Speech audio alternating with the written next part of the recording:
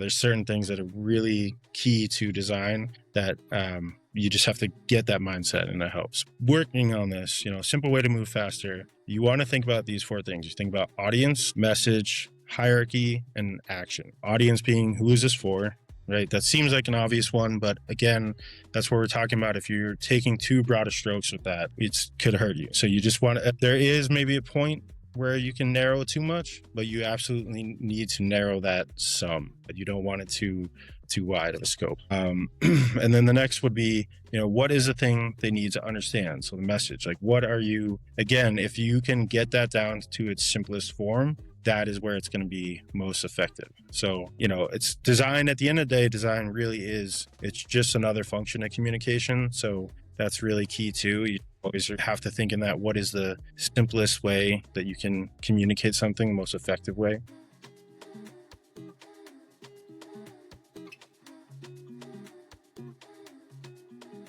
Welcome to Your Strategy Simplified podcast, where we make strategy simple and actionable. When most of us think about strategy, we tend to think in categories: business strategy, IT strategy, or marketing strategy. But there is a form of strategy that is quietly influencing all of these, and it often determines whether they succeed or fail. Today, we're talking about design strategy. Design is not just about making things look good. It shapes how people understand information, how they feel about a brand, and ultimately how they make decisions. That's why I'm so excited about today's conversation. We're going to dig into what design strategy really is, why it matters, and how anyone, designer or not, can apply a more strategic design mindset to their work.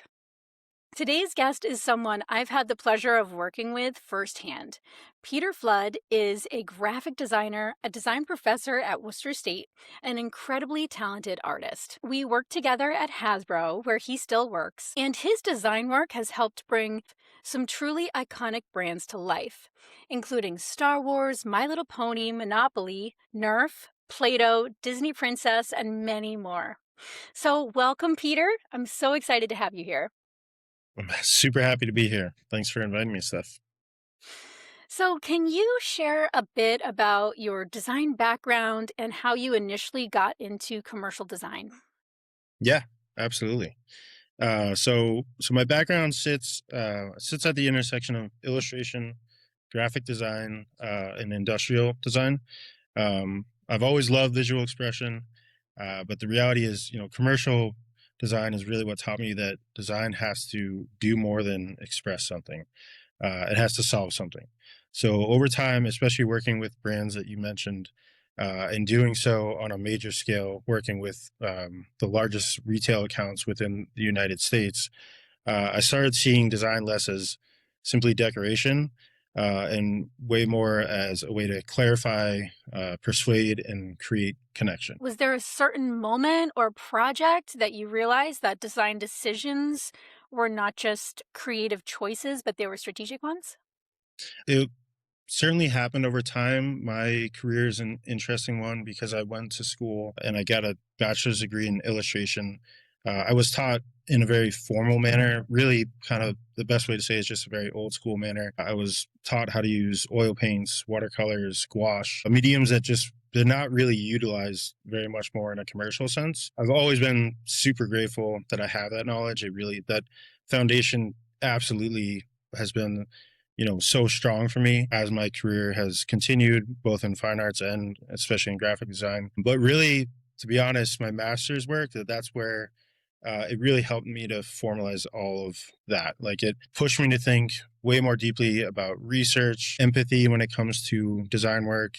The big thing I tell my students day one when I have Design 101 is talking about design decisions, and what those really are, the difference between art versus design. And to your point, design is often this thing that is done sort of behind the curtain, behind the scenes. And I think a lot of people don't realize the importance of it in our everyday lives. But the reality is, most everything that you, as a human, as a consumer, as a citizen, that you are working with, that you're experiencing, there's been someone behind that helping to shape how you interact with that, whether it's a service or a product.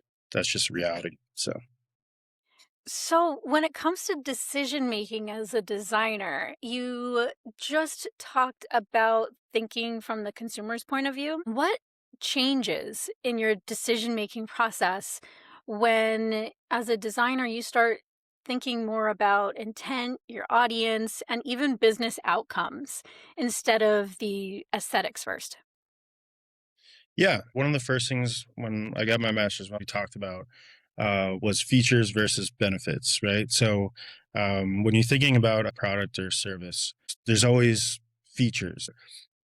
When you, if you're marketing something, you're trying to communicate whatever it is about that product. And pretty much every market is one that's heavily saturated, right? We live in America. We're all about capitalism here. Capitalism, I would actually argue, has been a huge proponent of good design work, because if you go back to 50s and 60s, it just created this massive landscape where you had advertising done in a way that never had been done, and it really just helped shape where we are today.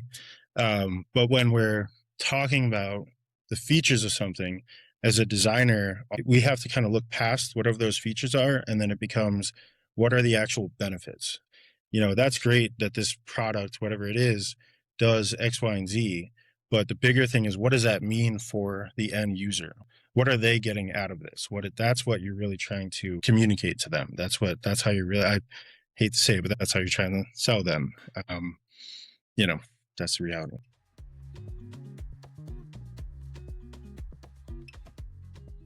One of the things that I talk a lot about strategy is how strategy becomes powerful when it starts being a decision making tool. So it helps guide what decisions you make, what you choose to do, and what you choose not to do.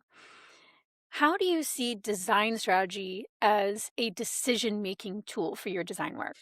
So strategy gives you criteria. Once you know who it's for, what they need, what the message is, you can eliminate a lot of options. So you're no longer asking which option do I like the most. You're asking which option best supports the goal. So a perfect example of this in my master's branding work, initially I had too broad an audience and I was trying to serve more than one need. But once I narrowed the need to understanding and thought more in psychographic terms instead of broad demographics, the messaging, the identity, visual direction, it all got much, much stronger. That is so interesting because when you're narrowing the audience, it might feel counterintuitive, but you were talking about benefits. It helps you lock in on the benefits for that particular target audience Yeah. better than just a broader audience. Um, so if we kind of take a step back, we talked about commercial design, um, but there's also other areas of design. These are the things that I struggle with. Presentation decks that just become incredibly time consuming because there's too many choices that you have to make, and it ends up taking way too much time when you really just need to get your message across. There's a lot of things like that that come across in our everyday lives, even when we're not designers. Mhm. How can you use a strategic design mindset to help guide simple choices in something as simple as designing a presentation? Yeah. So yeah, I think what you're describing a lot of times, and again, this is a huge part of what I teach to all my students, and actually, my wife and I, we work with the business chamber that's national. It's a whole group of people that work on an overall pitch over a certain amount of time. It's an 8-week course, and we're one of the courses we help with branding, marketing, all that. And so it's been fun. It's a really interesting thing to work with small business owners from, they're all, the business is all drastically different, but the reality is what we're trying to tell them can absolutely apply regardless of the product, regardless of the service, wherever they are regionally.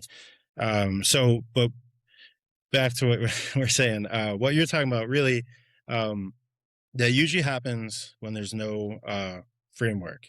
So, and the simplest way to move faster when you're doing anything like that, you got to decide on four things first. You think about audience, message, hierarchy, and action. Audience being who is this for, right? That seems like an obvious one, but again, that's what we're talking about. If you're taking too broad of strokes with that, it could hurt you. There is maybe a point where you can narrow it too much, but you absolutely need to narrow that some.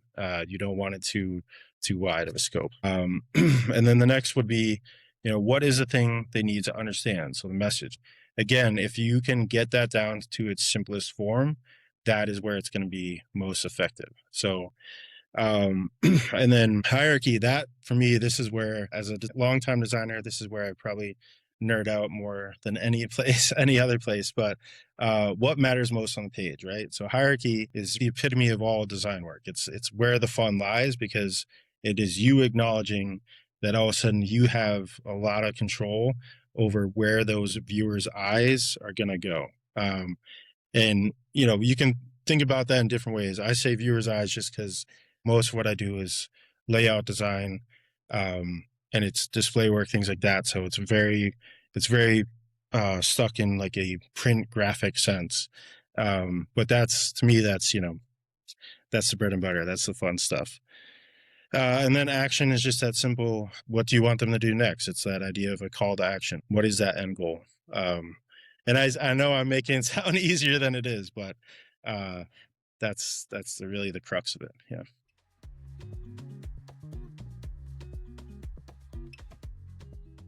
When you're seeing all these new AI tools come out around design, hmm how do you balance using some of those tools with using that four-step framework?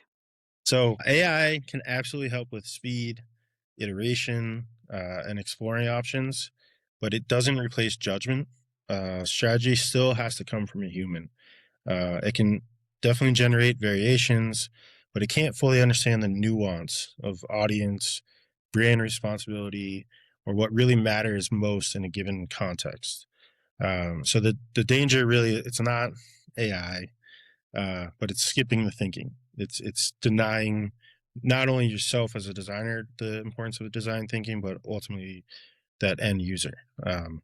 Because ultimately you're still trying to communicate human to human. So you can use AI in the mix, but you just can't give it full control, I guess, is the key there. So you had talked about your background really coming from art, like you described using oil paint and manually doing art as part of your training for design. How do you feel as someone who is trained in that way and now had a career, done your master's, so you've had an educational evolution and a career evolution, I'm assuming, like, and now teaching it to your students. Tell us a little bit about that evolution and how you see design changing and maybe what the opportunities are too. If I'd say if we had this conversation 2 years ago, there probably would have been more fear in me from the standpoint of AI.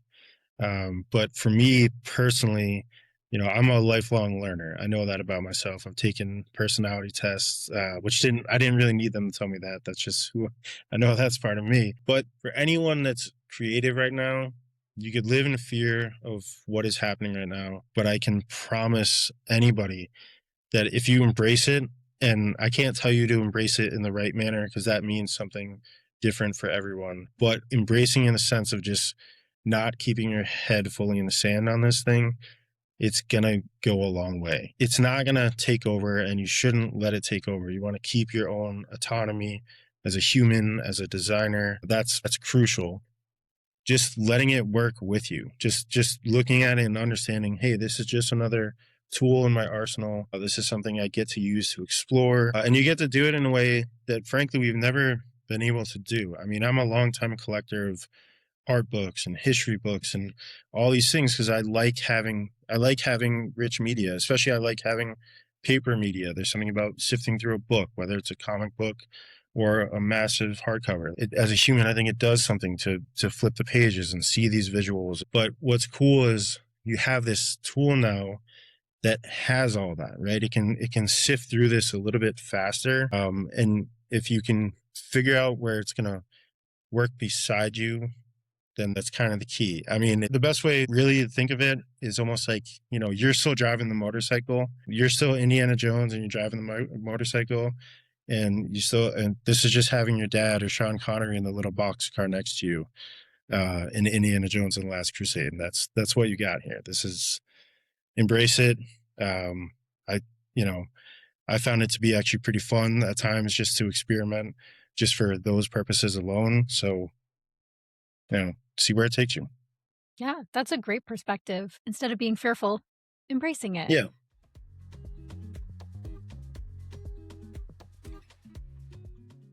So you're kind of doing this already, but I'd like to hear if you could give some advice to people like myself who get stuck on small design decisions that end up just taking way too much time. What would that hmm advice look like? Yeah. So it's kind of like it's what we've been talking about, but you want to go back to the purpose, right? You get stuck because you're choosing in a vacuum. But if the goal is clear, the decision is usually clear. And if two choices both work, choose one and move. But perfectionism, it can disguise itself as thoughtfulness. So you just need to be clear of that. So two of the most important things, if you're ever starting any kind of design task, I find is brainstorming. And I'm talking old school pen to paper, quick chicken scratch writing, just dumping as much as you can, just get it out. Just, fill at least 3 line pages of a college notebook, just get it out there, sift through it after. And then the really fun next part of that would be mind mapping. And I think most of us that, I know we went to public education around the same time, and we had those fun word bubbles, and you have the one word, you draw some lines, you create some more bubbles, and you just kind of see how far that would expand. Uh, I would say if you're an adult and you haven't done that in a while, do it. It's really fun. Even if it's not like, it doesn't even have to be design related. If you're starting a garden, because we're in the Northeast and a lot of us are thinking about garden right now, like start there. Brain dump everything you think you want to grow, mind map it, and then go from there. See where it takes you. Wow, I haven't thought about mind mapping in a long time, but I definitely agree with getting all of your thoughts out there. I have notebooks full. I even have a specific gardening one right here on my desk. There you go. Um, Yeah. but I like thinking about it in practice, especially if you're getting stuck. And can you walk us through a little bit? Like, let's say that I'm stuck on a design. I'm not a designer, but I need to get this thing done. Um, how could you do a mind map to help kind of flush out what that might look like? Are you going to be writing down, for example, your audience and the messaging and Mhm. the hierarchy? Or does it look like something else? Yeah. So in that case, what is a good idea is to do at that point you really want to start kind of multiplying you want to multiply these exercises, right? So if you know you kind of have multiple subfields of whatever you're thinking about, then that's like I'm gonna brainstorm. And even put a timer, right? We all have cell phones, we all have timers. So like, literally, be like, I'm gonna give myself 3 minutes, and I'm gonna focus on this one aspect, and I'm gonna get it all out. I'm gonna write out every last word, every phrase, everything that pops in my head that goes with this one more specific thing, and then work your way through those. And then what's a really fun thing to do, and this is what I really love about mind mapping, you're gonna start to notice that you are putting some of the same words down. So not that you need to pull out a thesaurus, but be your own thesaurus. But like if some of them are close enough, what is that word you're trying to get to? Start that in the center of that new mind map. So say, okay, I kept going back, kept going, this is it. So clearly there must be something here. And then you can kind of branch out and see, all right, well, why did this word come up at this thing and this thing? And then see at some point, there's almost a guarantee that those are going to connect, right? There's going to be whatever, and you're going to have one of those, as we love to say, like an aha moment or a light bulb moment. Ah, okay, that's what I was getting at. And actually, I will take this. I'll go a little one step further. So this was something. This is like one of my favorite things that had happened, and this was when I got my master's again. We had spent a month doing just a core logo. So part of my coursework, we had gone through and we did basically a mini brand identity. We had to literally build a brand from scratch.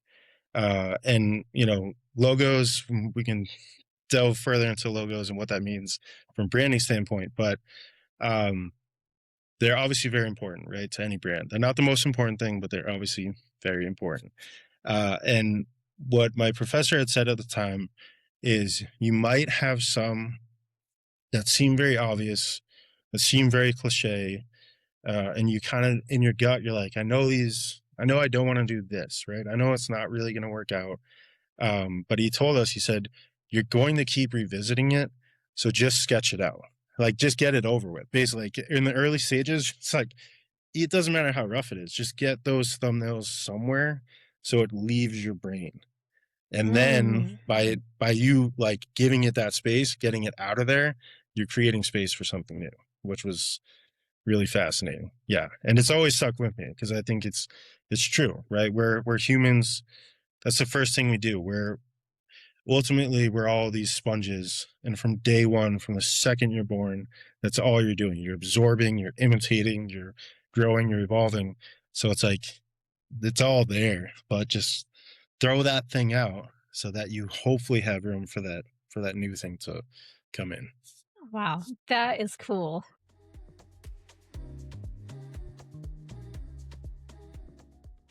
Talk to us a little bit about logos. Yeah, logo. So it's funny. This is I mentioned the course that my wife and I teach a couple times a year, and we intentionally do this. So we have a very fun board game.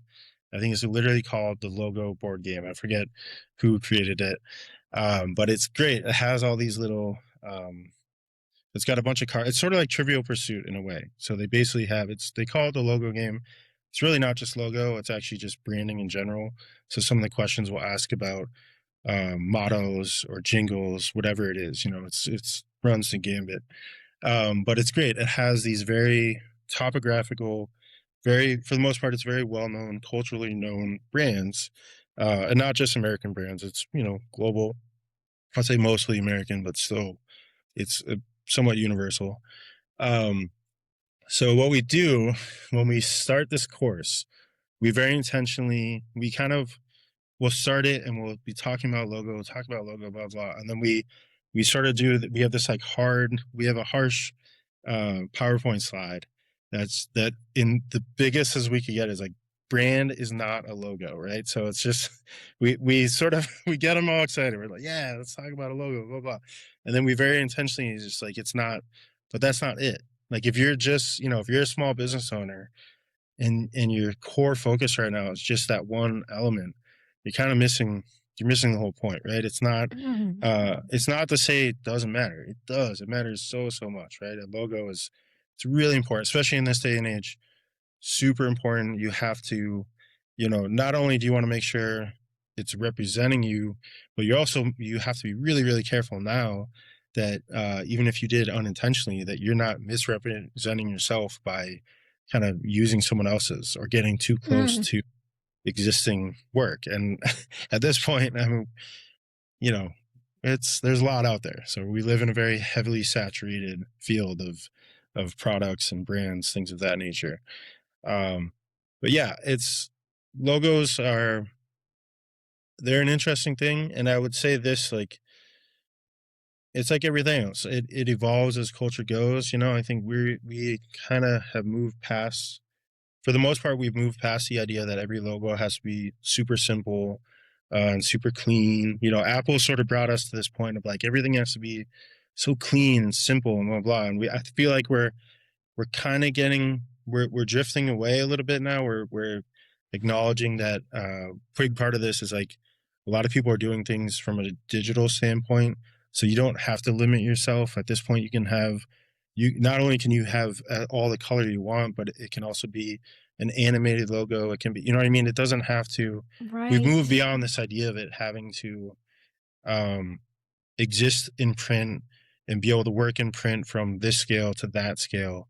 And it's not to say you shouldn't still think those ways, because you should. You should always be thinking from, the team we used to work on, right? You want to be thinking from an omni standpoint, and that's crucial. But it's more just acknowledging that it's like everything else with design. I think you just, have fun with it. But it obviously still has to speak to your overall brand. It's Hmm. not, it isn't the brand by itself, but it has to obviously be very good representation of a brand, which is a big ecosystem depending on the size of the company, so it's important. Yeah.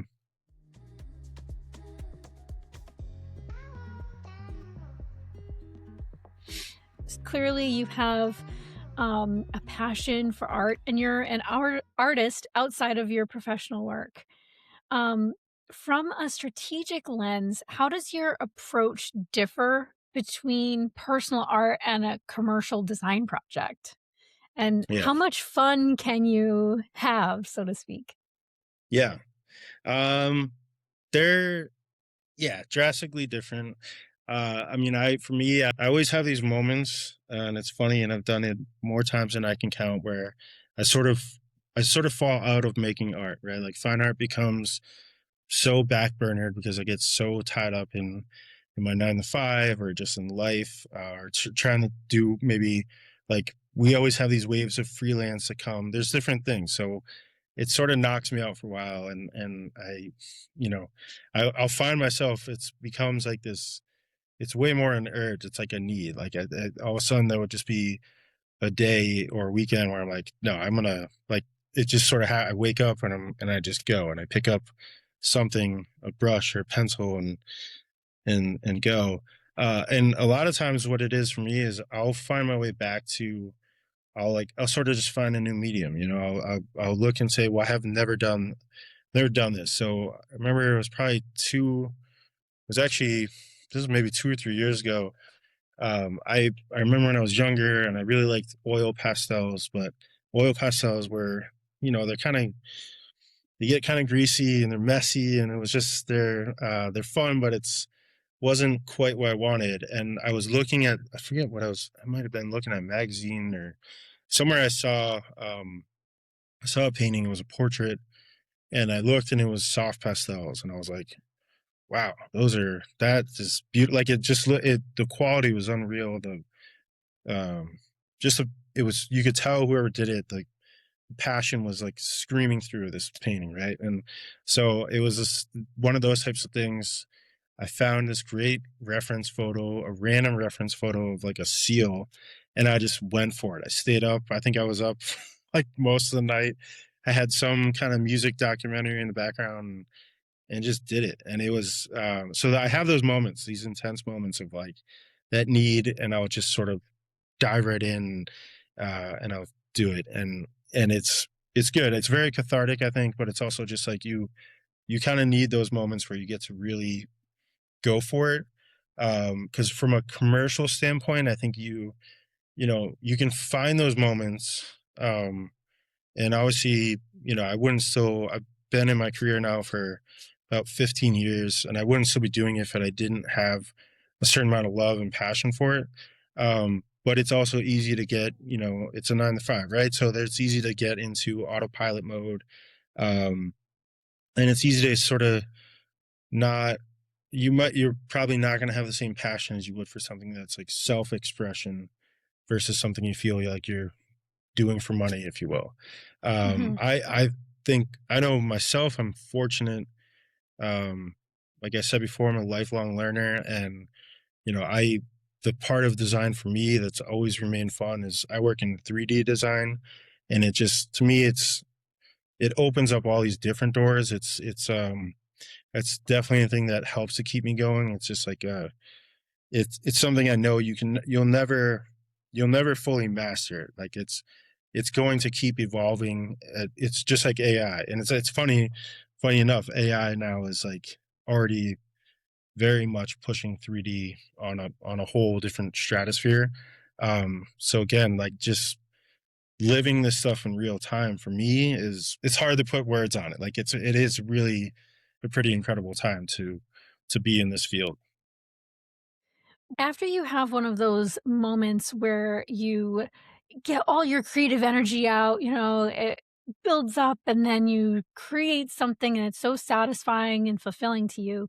Do you feel like that refreshes your energy for your 9 to 5? Or how do you feel it might impact how then you approach the next day, you're back to your 9 to 5 commercial work? No, it does. Yeah, it definitely does. I think you can when you're doing commercial design, you can get stuck. You know, if you're working on, yeah, I'm fortunate. I work on a lot of brands. Like when you did the intro, right? I touch a lot of brands. You know, working for Hasbro, we have an ever evolving plate of brands, and I look out where within my role, I get to impact almost every single one of them in pretty meaningful ways. So it's but with that, it does come, it can come with some redundancy.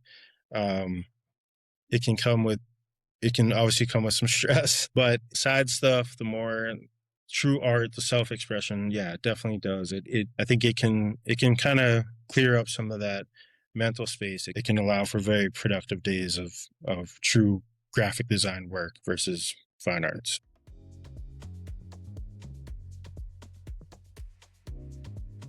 Well, one of the things that I learned when I was working with you is that when you're designing for a brand, you're not just designing for yourself, but you're designing, like you said before, on behalf of the brand and on behalf of the customer. Um, I'm wondering how you kind of navigate that tension when you're working between creative preference and brand responsibility. Yeah, that's a great question.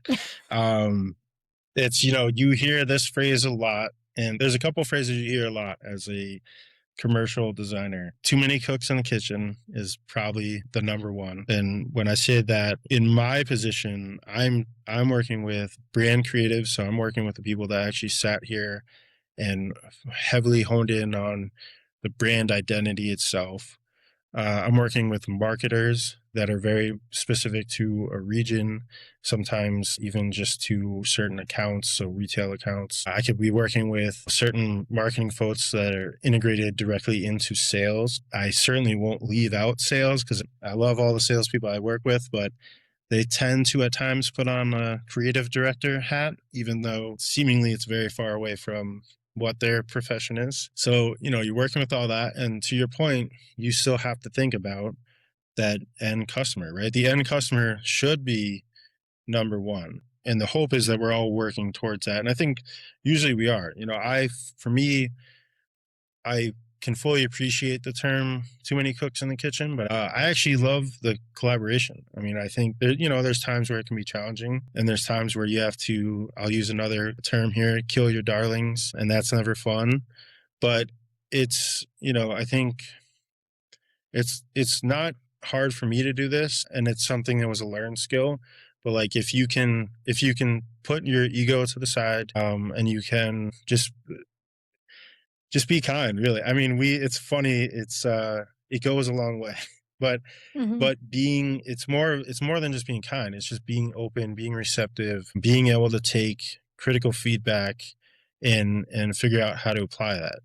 Using your learned language, which for me is design, but then working with someone that isn't always thinking that way. Because sales language is even though there's paths that cross, it's not the same thing, and that can be said for marketing as well. So being able to interpret all that and make sense of it, there's a fun in that. Like it can certainly, as we both know, it can be trying at times, it can be challenging, but I think when it is successful, it's hard to beat. Mhm.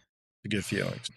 So, for creatives who struggle with constraints, how can design strategy actually free creativity rather than limit it? So strategy gives you a lane. Once you're in that lane, it can definitely push you much harder, much more confidently. Um, I think we're kind of had already touched on this a little bit, but like if you are thinking too broadly, at times you always want to start there, right? You want to go a wide swath and then you want to try to like hone in, shrink that down. But a lot of times those constraints, and I know for me, I've always dealt with these in the world that you and I, I'm still in, and you and I used to be in together. Right, we were dealing with certain accounts that had very specific dimensions. It was literally like, hey, this can only be this height by this width. You can't adjust that. You can't. You got a square, you got a rectangle. You're gonna live in that. You're gonna understand that. And it's for me, that's as a designer, that's really the fun of it, right? That's you get to this is that new puzzle you get to figure out because you might have all the assets and they could be in a different format, or maybe no one's thought of any format yet, but they just sort of exist out there. How do I now pull these in? How do I make sense of it? How do I make them make sure they're staying unique to that brand identity? So And a lot of times within that constrained space, as the example you gave, there's a lot of messaging that you want to put in that little space, but how do you make that all make sense and resonate with the customer? yeah, so that goes back to one of the earlier points. It's hierarchy, right? I don't care how big or small the medium and the platform, like none of that really ever matters. Hierarchy has to come into play. Mhm. Even if you're only working with two elements, which one needs to be more prominent, right? That's all. That's the whole idea behind it. You have to be able to sit there and as a designer think about um, what do I want them to see? What do I first want them to see? What do I want them to leave with? What's going to keep them there for hopefully more than like I don't know. What's our? I think the average attention span is like half a millisecond at this point, or so. It's some unreal number. So yeah, how do you Yeah. how do you try to hold on to someone's attention for more than you know that very very short window? Yeah. So, if you could give one piece of advice to someone who's just starting in commercial design, what would it be? It's I'm gonna say it's like a twofold, right? So embrace the technology you have, right? Embrace what is there, embrace what's on the horizon. So again, talking AI, because can promise whoever's listening to this, it's not going away. It's just simply not going to happen. So embrace all of those things, understand them, learn how to use them, but also you have to be able to just operate and think in classic ways. Think sure if you're using AI, spend some time using a pencil. Try to spend just as much time doing both. Try to use this as much as your fingers are typing. Those things matter. It's just that balance. But you can't be afraid of either. And I will say this: I think most designers of my generation, my age, there was a clear separation. As an undergrad, I went for illustration, and we all lived in different buckets. We didn't all do the same thing. We had fine arts, we had illustrators, we had photographers, graphic designers, interior designers. But for the most part, it was the fine artists and illustrators. We were the ones that always had pencil or paintbrush in hand, and you very rarely saw people within those other categories or mediums holding those things. But as a designer, you have to be able to do it. You have to. There has to be some part of you that's still. I mean, it's scientifically proven. Like there's something that happens when this is moving on paper and this is functioning. It's actually very healthy for you. It's very crucial. So just try to do both. Pete, just the other day, I'm working on my strategy framework Yeah. and I did Yeah. exactly that, right? That's Like, I awesome. can't just think it. So, Hmm. I have to do the same thing. I have notebooks of design for how you take, in this case, a company's vision and mission and turn it into your goals, strategies, OKRs, and KPIs. And it's so much fun, like to get your brain working in that way. But I have to do that. I have to write it down. Yeah. Yeah. So it's using all of our senses. And I think that stimulates more creativity, more problem solving, and more inspiration than just like asking ChatGPT, make this thing for me, and it makes it. And we're like, why is this? There's something not right about this, or why Yeah, didn't you read my brain? This is not what I wanted. some pretty weird AI hallucinations for sure at this point. So yeah, I can attest to that. So one last question for you. If you could give a piece of advice to someone who's not a designer, but finds themselves wanting or having to create something, whether it's like a presentation, content, visuals, what would that piece of advice be so they could start thinking more strategically? Hmm. Yeah, I mean it's a lot of what we've talked about. I think using some of those tools like um, brainstorming, mind mapping. Um, Mm, one thing we didn't talk about, which it's sort of that next evolution of that part, is thumbnail sketches. And if no one's ever heard that, the term literally comes from the fact that you're trying to do a sketch that's roughly the size of your thumbnail. So what happens when you're drawing incredibly small is you're forced to, like, you can't, obviously you can't pack a lot of detail, right? If you're using a standard number two pencil and you're sketching at something that's only an inch by an inch square, there's only so much you can get in there where you can actually legibly still see what you're looking at. yeah. And what it does is it forces your brain to think in a certain way. So you're making pretty critical decisions really early on in terms of how something might look. So and you can do it with anything. I think everyone always thinks like, well, a lot of times people think of this from more of a logo design standpoint. But even if you do layout design, say my wife works on catalogs, right? If you're doing something like that, what's to stop you from still having, like, you can have these little squares and then you can do little lines that might show, the body copy, and you can figure out how is that going to look.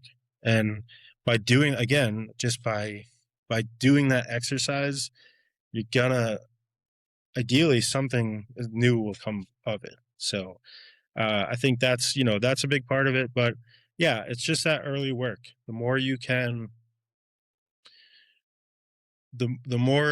research you can do on your own, the more critical thinking in those early stages of what you are actually trying to communicate, that's what's going to help you to refine it all in the end. So it's going big, going wide, to then really help narrow in on what you're trying to do.